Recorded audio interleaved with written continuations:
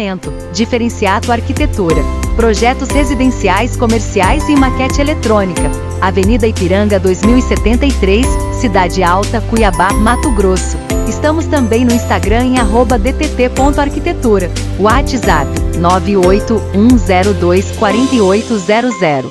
Faça seu orçamento sem compromisso.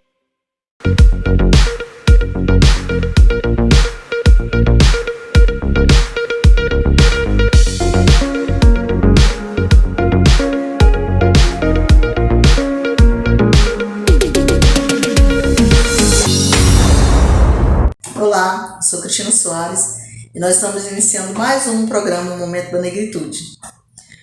Hoje eu vou falar um pouquinho sobre os desdobramentos do darwinismo social no Brasil. É importante a gente destacar que a Europa ela é o berço do darwinismo e da eugenia. Mas o que vem a ser eugenia, gente? Porque no Brasil, eu acredito que a gente conhece mais sobre eugenia do que sobre o darwinismo social. A gente falou um pouquinho sobre o darwinismo social na semana passada, e hoje eu quero falar um pouquinho sobre a eugenia, porque a eugenia ela é um braço do darwinismo, A eugenia, ela iniciou ali na Inglaterra juntamente, com o darwinismo social, e ela tem um significado. Ela vem da palavra grega, ela significa bem-nascido. Quem que era o bem-nascido? O bem-nascido era, na Inglaterra ali, o bem-nascido era quem nasceu de uma família rica. Porque, na verdade, o darwinismo ele começa na Inglaterra, ele não começou separando negros de brancos. Ele começou separando, por exemplo, os ricos dos pobres, A burguesia, que era ali no século XIX, quando a Inglaterra estava cheia de pessoas, havia um contingente populacional muito grande nas cidades, e por conta da Revolução Industrial, que as pessoas saíram do campo, foram para a cidade, encheu de pessoas, e a burguesia não queria, ela não queria estar em contato ali com o proletariado. Então, eles lançaram mão dessas teorias, teoria de Lamarck, teoria de Darwin, da seleção natural, colocando o seguinte, que a gente tem que separar que existe um bem-nascido e existe um mal-nascido. A partir do Galton, o Galton tinha uma fala sobre sangue bom e sangue ruim. Quem que seria o sangue bom? O sangue bom seria aquela pessoa que ele era o mais honesto possível. Esse era o sangue bom. Qual que era o sangue ruim? Eram as pessoas que tinham uma grande propensão à criminalidade. Mas isso ele colocava que o sangue bom era o bem-nascido, esse eugênico, que era o mais rico, o burguês. E o mal-nascido era o pobre, o proletário. Mas como que isso veio para o Brasil? O Brasil, a eugenia, ela veio, essa teoria, ela veio para o Brasil no século XX, no início do século XX. Ela foi forte no início do século XX, e tanto que na década de 30, na Constituição de 37, a eugenia ela foi destacada ali na Constituição, colocando que a educação ela devia ser uma educação eugênica.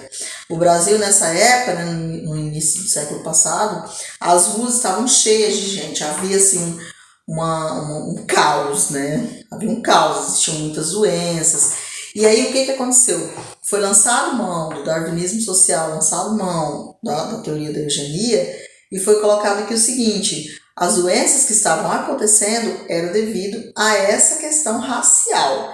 Mas aí no Brasil foi colocado como: qual é a raça degenerada?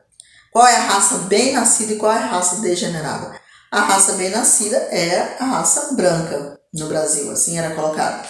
E a raça mal-nascida era a raça negra, as pessoas negras, Então, no Brasil, a eugenia ela começa isso. Por aí, até um médico, Renato Kell, ele escreveu, ele tinha um boletim da eugenia, no boletim da eugenia, ele sempre ia colocando as coisas e ele dizia, que o Brasil ele precisaria de uma limpeza racial, para que não houvessem as doenças, para que não houvesse as coisas que haviam, todos os problemas que haviam no Brasil, era necessário o Brasil passar por higienização. E para ele, era uma higienização racial. Então ele dizia o seguinte: essa educação eugênica, que teve vários representantes no Brasil, inclusive muito forte, foi Monteiro Lobato, ele dizia que a educação ela devia ser eugênica para que as pessoas aprendessem como elas deviam se comportar. Então, como que elas deviam se comportar? Ele falava que geralmente era voltado para o jovem, Eles tinham o jovem, né, como uma grande peça importante. Eles falavam, não pode haver uma união interracial, né? Branco tem que casar com branco. E a questão é, os negros eles têm que ir clareando, né? O branco ele teria que ter um cruzamento com as mulheres negras para que fosse clareando a raça, né? Então, assim, no Brasil, isso serviu o quê? Para propósitos extremamente racistas, porque uma das coisas era que a raça negra era uma raça inferior, é uma raça que sujava o Brasil. Isso trouxe desdobramentos terríveis, porque, por exemplo, o que ele falava? Quem é o bem-nascido? O bem-nascido é o branco. Quem é mal-nascido? O mal-nascido é o negro. Quem é o sangue bom? O sangue bom é o branco. Qual que é o sangue ruim? O sangue ruim é o negro.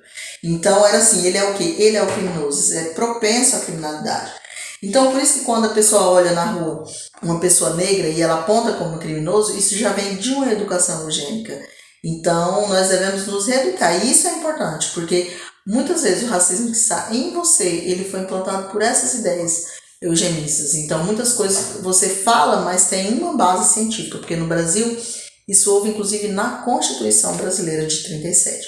Tá? Então, a gente vai falar mais sobre isso, mais sobre como que é estruturado esse racismo no Brasil, né? Mas a eugenia foi um dos pilares muito fortes no Brasil e até hoje nós temos muitas sequelas, tá? Então isso perpetuou o racismo, isso serve até hoje, né, para que o racismo esteja estruturado na sociedade, tá, gente?